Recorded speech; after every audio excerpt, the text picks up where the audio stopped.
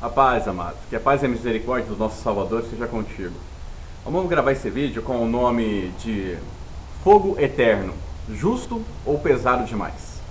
Para isso vamos ao livro de Apocalipse, capítulo 20, versículo 10.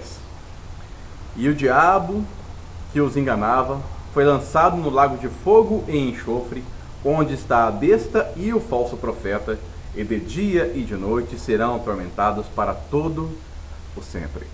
Gente, eu me arrepio quando eu leio esse texto, sabe? Logo depois vem o juízo final. E vi um grande trono branco, e o que estava sentado sobre ele, de cuja presença fugiu a terra e o céu, e não se achou lugar para eles. E vi os mortos, grandes e pequenos, que estavam diante do trono. E abriram-se os livros, e abriu-se outro livro, que é o da vida, e os mortos foram julgados pelas coisas que estavam escritas nos livros, segundo as suas obras. E deu o mar os mortos que nele havia, e a morte e o inferno deram aos mortos que neles havia, e foram julgados, cada um segundo as suas obras. A morte e o inferno foram lançados no lago de fogo. Esta é a segunda morte. E aquele que não foi achado escrito no livro da vida foi lançado no lago de fogo. Irmão, esse texto, o irmão perguntou se o fogo eterno será atormentado para todo sempre é justo ou pesado demais. Eu também já fiz essa pergunta. Eu me perguntei e disse que eu não entendi até então. Que um Deus de amor não condenaria o inimigo do povo dele para sempre, pela eternidade, ao fogo eterno. Eu não entendi a razão, e algumas pessoas defendem isso também. Então, orando, meditando na palavra do Senhor, ele me fez entender o que aconteceu e por que é necessário que haja verdadeiramente o fogo eterno. Satanás se levantou contra Deus, irmão. Ele se levantou contra a justiça, se levantou contra a bondade, se levantou contra a luz. A Bíblia fala que você não deve dar morada ao diabo. E a morte dele, tão somente, só eliminá-lo de uma vez por todas, não é suficiente. Por quê? Porque ele se levantou contra a vida. Se levantou contra a vida. Entenda o seguinte: se o diabo for, digamos, vamos levar em consideração o seguinte sentido: se o diabo fosse eliminado, juntamente com todo mundo, eliminasse, fechasse, sabe? Futuramente, outro poderia querer se levantar contra Deus, porque o máximo que pode acontecer é você morrer. E a morte é uma forma de perdão, você morreu, acabou. Não é isso? Na visão, se vier a segunda morte para Satanás, mas para ele não. Ele ficará aí na eternidade sofrendo. Porque assim como Deus vai dar a vida eterna para aqueles que verdadeiramente o servem, ele dará a morte eterna para aqueles que se levantaram contra ele. Perceba que durante todo o livro de Apocalipse, Deus dá oportunidades. E eles não invocaram o nome do Senhor, não se arrependeram de suas feitiçarias, sabe? Irmão, o inferno, no caso o lago de fogo, ele não é um lugar, irmão, de gente enganada. Ela não é lugar daquele que contou uma mentirinha aqui, outra ali, não. Não, irmão. Ali é lugar de enganadores, ali é lugar de ímpios, de pessoas que são extremamente cruéis e não abrem mão da sua crueldade. Não tem como o Senhor Deus conviver com esse povo.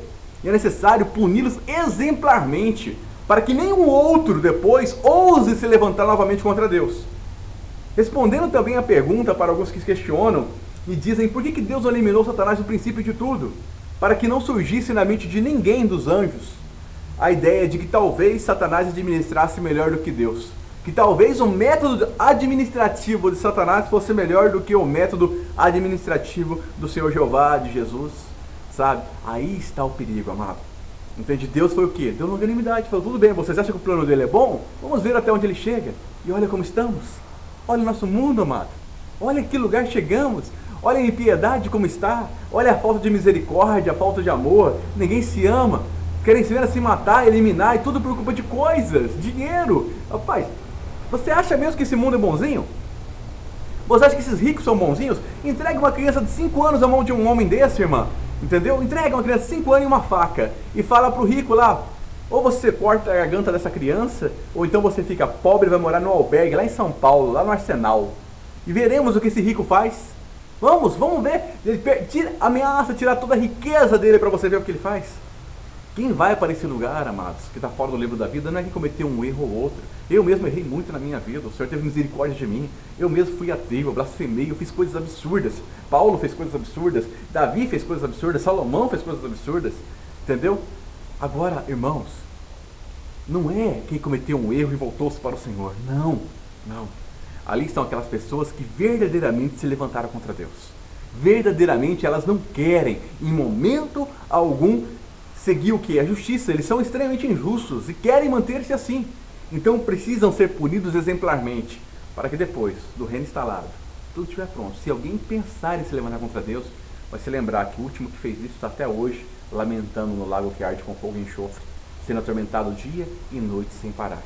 Porque essa é a punição merecida para alguém que se levanta contra Deus, para alguém que peca contra o Espírito Santo, para alguém que faz calúnias absurdas em relação a Deus, mentem absurdamente sobre Deus, falam coisas que não são nada de Deus. Agora, escarnecem de Deus, zombam, fazem... Gente, vocês não têm noção. Olha, se você olhar para a Praça do Vaticano, por exemplo, tem um obelisco no meio da Praça do Vaticano.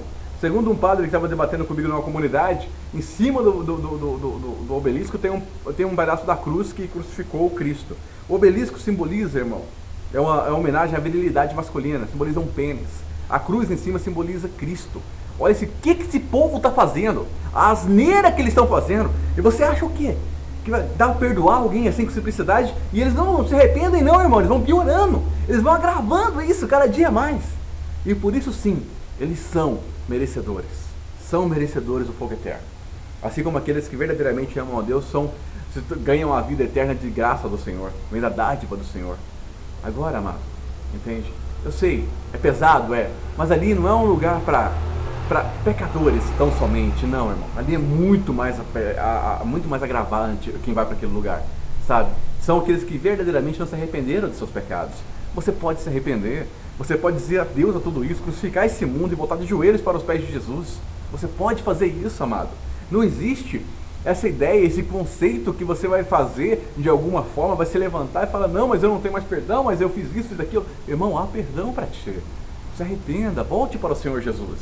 Você não vai querer ir para aquele lugar, amado. Você não tem noção, só o som daquele lugar,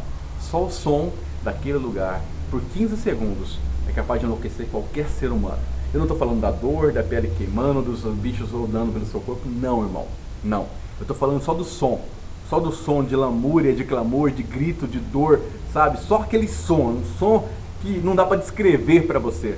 Só aquele som. Ele é suficiente para enlouquecer qualquer ser humano. Então, amado, volte-se para Jesus. Volte-se para Ele. Venha para a justiça, para a bondade, para a misericórdia, para a longanimidade, para a benignidade, sabe? Venha para a caridade, ajude as pessoas ao seu redor. Use o que Deus lhe deu como talento para instruir as pessoas que estão ao seu redor. Se é um talento financeiro, material, o que seja. Se é um conselho, ótimo. Se você pode dar a mão para alguém que caiu, ótimo. Pode ajudar. Ajude. Falta pouco tempo, amados. E eu não quero você lá. Eu quero você no céu com a gente. Todo mundo lá no reino dos céus, felizes e sorrindo, alegres. Por quê? Porque o Senhor vai separar o joio do trigo. E o joio tem que queimar, irmão. Tem que queimar. Fique com Deus.